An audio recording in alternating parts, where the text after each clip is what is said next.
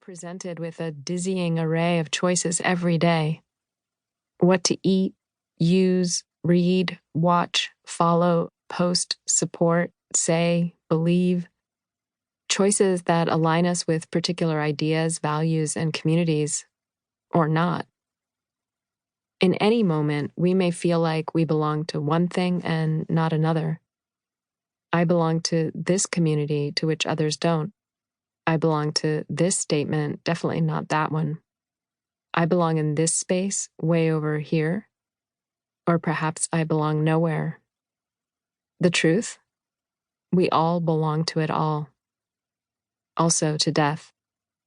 I did not tell most people about my coffee colonics. Until now, when I'm telling absolutely everyone, hello there. When I was first diagnosed, I chose to pursue only alternative treatments. My mother and our family friends, like many immigrants steeped in faith and traditional medicine and wary of Western, read white, doctors, encouraged me to try natural therapies. The conventional doctors I was seeing and some friends disagreed with this decision. I was utterly unsure about my choices. Eventually, I decided to combine allopathic and alternative medicines. Exploring both ancient and modern health systems, I often felt caught between them. This was 15 years ago, and most cancer centers were only tiptoeing into integrating other modalities. I felt nervous about mentioning acupuncture to my oncologist. The fact that I included spiritual practice as part of my healing made me feel even more far out. I never mentioned my devotional prayers to science-only non-religious friends.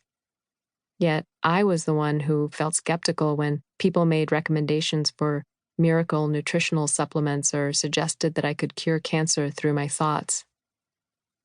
I was confused and navigating things my peers had not.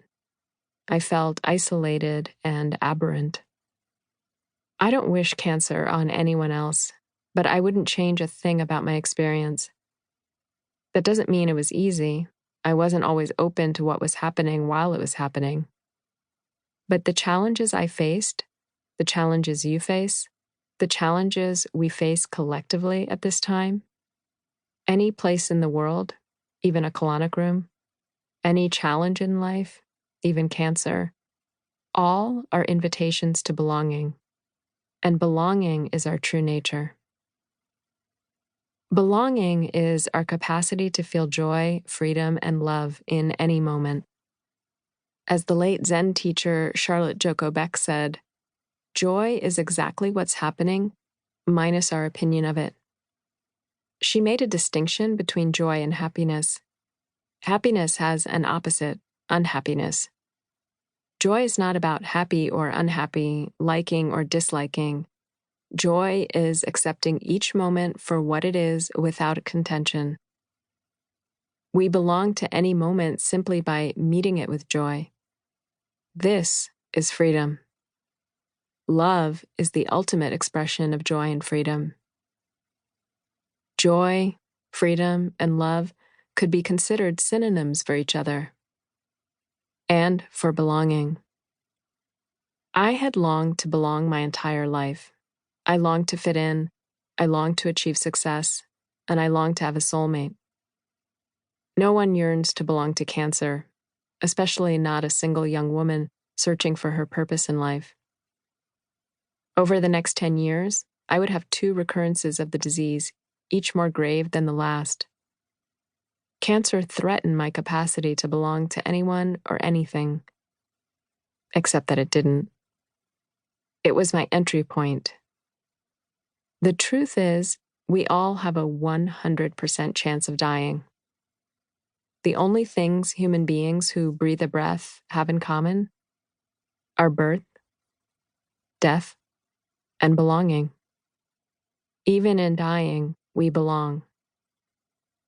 You belong. Period. Not belonging is only a feeling. Belonging is not dependent on things being as we want them to be. It is not necessary to achieve some definition of success,